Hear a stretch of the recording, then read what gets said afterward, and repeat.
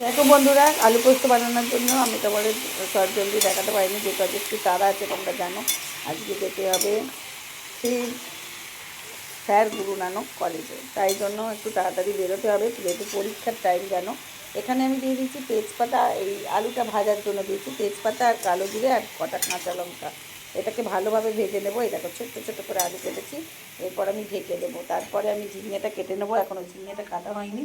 তো তার মধ্যে আমি এখন তাড়াতাড়ি করে নিচ্ছি। এটাকে বসিয়ে দিয়ে আমি ঝিঙেটা কাটবো, একটু ঢেকে দিচ্ছি তাড়াতাড়ি ভাজার জন্য। তো দেখতে থাকো বন্ধুরা কীভাবে করি, আর তোমরা কীভাবে করো কমেন্ট সেকশনে কমেন্ট করতে ভুলো না। তো দেখতে থাকো। তো কড়াইতে আলুটা ভাজা হচ্ছে, এবার একটু কালো জিরে দিয়ে দিচ্ছি। এরপর আমি ঝিঙেটা এরমভাবে কেটে নিচ্ছি, এটাকে একটু ভেজে নিচ্ছি আলাদা করে। এইভাবে পোস্তটা করলে কিন্তু ভালো হয়।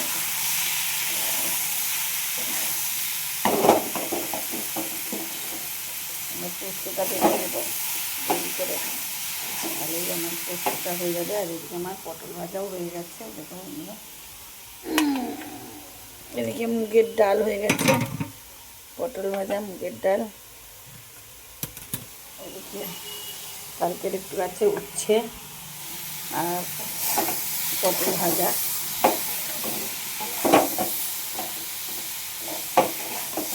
চলো একটু আমি ঢেকে দেবো, জলদি এইভাবেই করছি। আর এদিকে দেখি আলুটা কেমন ভাজা হলো।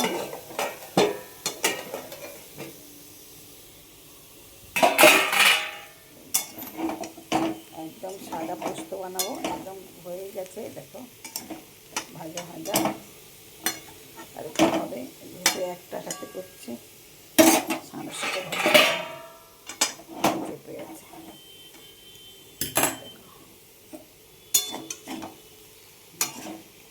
অলরেডি ভাজা ভাজা হয়ে এসেছে। এরপর আমি এর মধ্যে দিয়ে দেবো যা যা লাগবে উপকরণ। এরপর ভাজা হয়ে আসতে দিয়ে দিচ্ছি পরিমাণ মতো নুন, দিয়ে দিচ্ছি চিনি। আর কালার করবো না, হালকা কালার করবো, তাই জন্য হালকা হলুদ দিলাম। আর একটু কাঁচা লঙ্কাতেই হবে, একটুখানি আমি দিলাম গুঁড়ো লঙ্কা, হালকা টেস্টটা একটুখানি আনার জন্য, একটু হালকা হালকা কালার আনার জন্য। এবার এটাকে ভালোভাবে মেরে নেবো বন্ধুরা। তো দেখতে থাকো। পোস্ত বেটে দেখো, পোস্ত কাঁচা লঙ্কা আদা দিয়ে দিয়েছি। আর এটা কালো জিরে পোস্ত হচ্ছে, এই দেখো এর সঙ্গে একটু কালো জিরেও দিয়ে দিচ্ছি, তবে গন্ধটা কিন্তু দারুণ হবে। দেখেছো বন্ধুরা, এইভাবে একবার করে দেখো।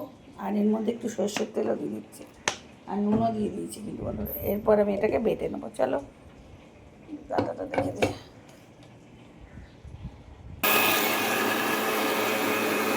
দেখো বেটে নিচ্ছি।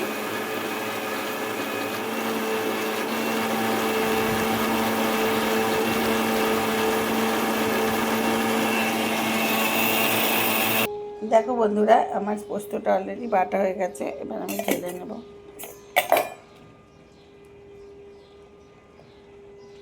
অনেকটাই পোস্ত বেটে নিয়েছি, দেখেছো। দেখো পোস্ত একটুখানি বেশি না দিলে না ভালো লাগে না।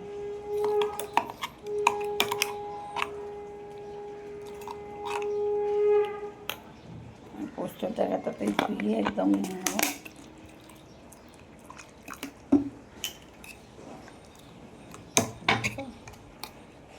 পোস্তটা পোস্ত কাঁচা লঙ্কা এটা বাটা। পোস্ততে কিন্তু যত পোস্ত দেবে তত কিন্তু পোস্তটা টেস্টি হবে। আর এদিকে দেখো ঝিঙেটাতে কত জল বেরিয়েছে। এদিকে আলুটা আমি ঢেলে দেবো।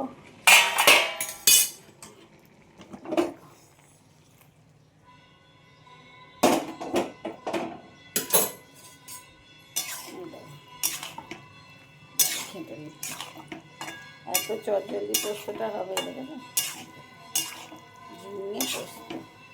আর এত সুন্দর গন্ধ হচ্ছে কী বলবো, লাস্টে সরষের তেল দিয়ে নামিয়ে নিলে একদম পোস্ত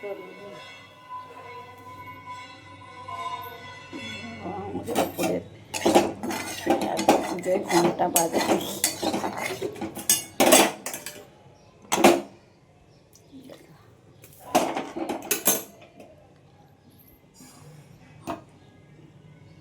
এবার আমি এই পোস্তটা ঢেলে দেবো।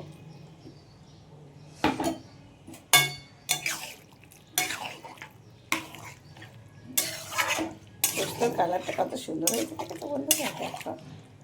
আর আমি কিন্তু পোস্ত খুব শুকনো শুকনো করি না, এরকম গেবি গেবি থাকবে, বুঝেছো। আরও একটু পোস্ত দিয়ে দিচ্ছি। এইভাবে পোস্তটা দেখো ফুটে গেলেই অলরেডি একটু ধুয়ে ধুয়ে সব দিয়ে দেবো, ফুটে গেলে নামিয়ে নেবো। এটা পুরো রেডি, তেল দিয়ে নামিয়ে নেবো। তোমাদের যখন ঢালবো তোমাদের নিশ্চয়ই শেয়ার করবো তোমাদের সঙ্গে।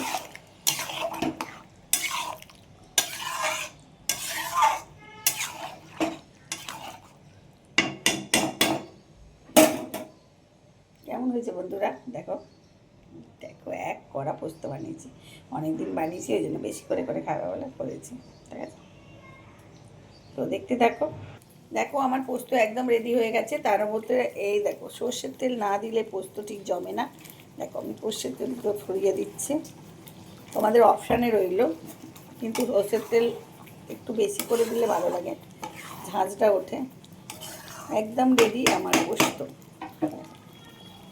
আমি গ্যাসটা অফ করে দিলাম। আমি কিন্তু খুব শুকনো শুকনো করিনি, দেখেছো, এইরকম মেখে মেখে খেতে ভালো লাগবে, ঝোল ঝোল।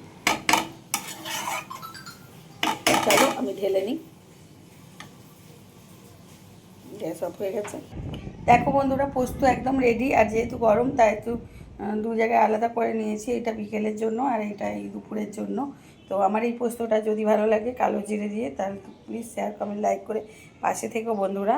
তো এখনকার মতো টাটা, শুভ দুপুর, বাই।